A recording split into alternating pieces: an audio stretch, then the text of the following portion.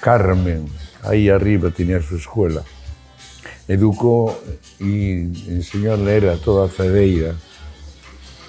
Era una abuela, mi abuela y mi tía María, que eran hermanas. Una mujer muy seria, muy cariñosa, pero muy seria. Archiconocida y archirrespetada, porque todo Fedeira aprendió en su escuela a escribir, ¿no? Horacio, médico, era médico. Mi padre era dentista, su hermano Horacio, que muy buen músico. Me viene de familia, todo el mundo toca la guitarra. Y yo pues lo hice profesionalmente. La muestra es que la gente que venía de Sudamérica venía a buscarme, a escucharme. Sí, aprendí el solfeo con él. Pues era un señor buen músico. Había estado en Ferrol cuando hizo el servicio militar como solista. Don Félix era un hombre que tenía mucha fama en Ferrol y había organizado una banda. Y él Eduardo, que aquí llamaban Pardela, Eduardo, había sido el solista clarinetista de esa orquesta. Un gran músico. Y entonces yo aprendí el solfeo con él. Me quería mucho, pero era una persona muy seria. Y dábamos clase en su casa, y la de él y la de sus hermanas, que eran muy conocidas, Pilar. Y yo iba a tomar clases con él y estaba el actriz, él a mi derecha, hacía la segunda voz con la guitarra. Yo repentizaba bien, pero sabía que yo no había estudiado. Cuando yo leía la partitura, me la leía sin falta, pero él sabía que no había estudiado. Y sin fallo, y me dio otra vez, decía, ahí me pescaba y me daba un coscorrón. Cuando él cogía la guitarra y soplaba, yo parecía Mozart, porque me quedaba lleno de harina de arriba abajo. Había un mostrador, debajo de ese mostrador había cerdos, no los veías. Después había una especie de superficie que era donde moldeaban las pastas y las cosas que hacían sus hermanas. Y la guitarra de él estaba en la esquina.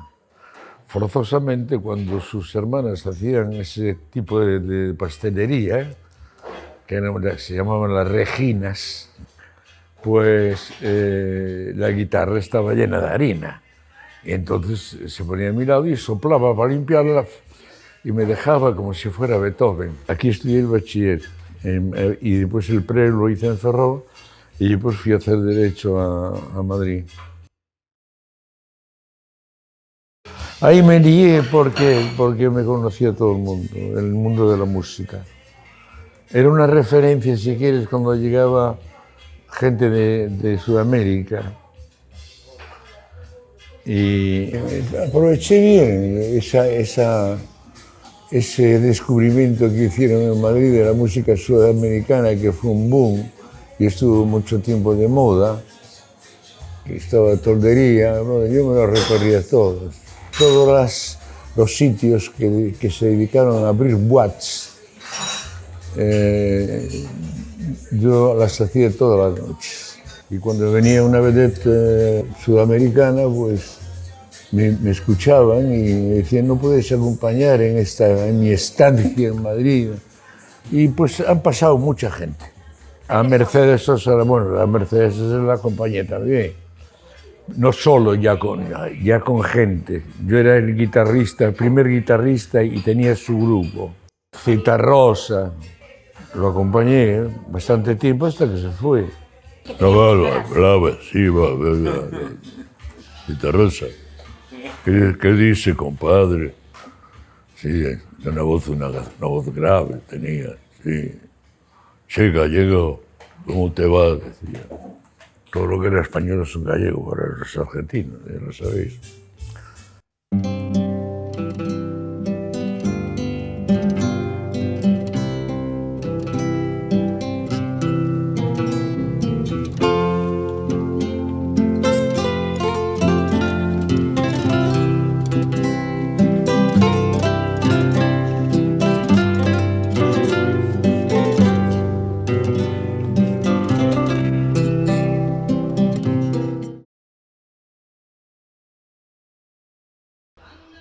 y me llamó un amigo y vente a pasar unos días y no volví. Mayo del 68, yo llegué a París en mayo del 68, a principios. Fue un periodo de mi vida extraordinario. Date cuenta que yo tenía 18, 19 años. Como chaval, París era la capital, con la revolución mayo del 68. Nadie podía entrar en su casa porque había policía y mucha vigilancia, sobre todo las niñas, ¿no? Y entonces yo, como era un buen chico, pues los invitaba a mi casa, a mi apartamento, a dormir. Mayo del 68, todo el mundo sabe lo que fue mayo del 68. En pleno bebe estaba yo, ahí en el centro. La policía cascaba, si te veían tarde, te amenazaban. Yo tenía un amigo que pasaba todo el tiempo en un campo de concentración, que era donde metían a los estudiantes que armaban follón, estos cabecillas de la revolución, y los metían en un antiguo campo de concentración alemán. No, es muy larga, mi vida es larga, pero es muy graciosa, muy graciosa. Lo pasé. Tengo un recuerdo extraordinario de ese París, la evolución, la gente, la France. Era fantástico, fantástico. Foto con este sinvergüenza, por favor. De aquí pasaron generaciones. Qué bueno.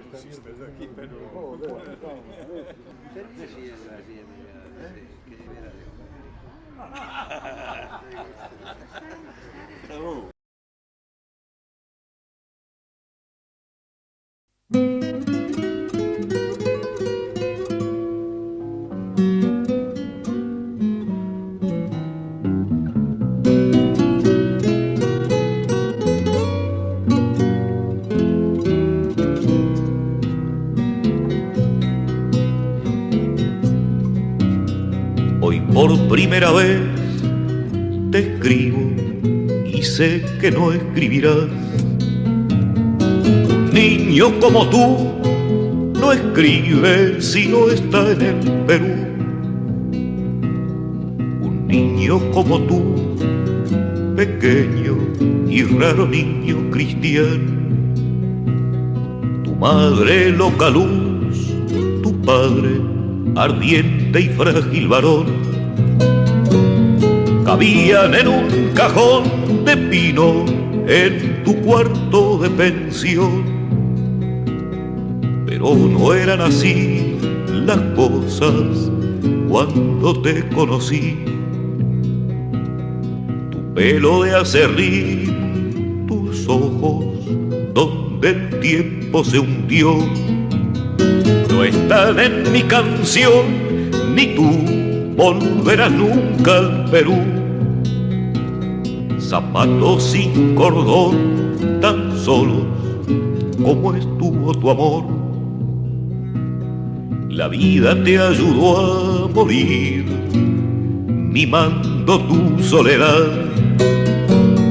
En Córdoba no están tus párpados, no pueden estar.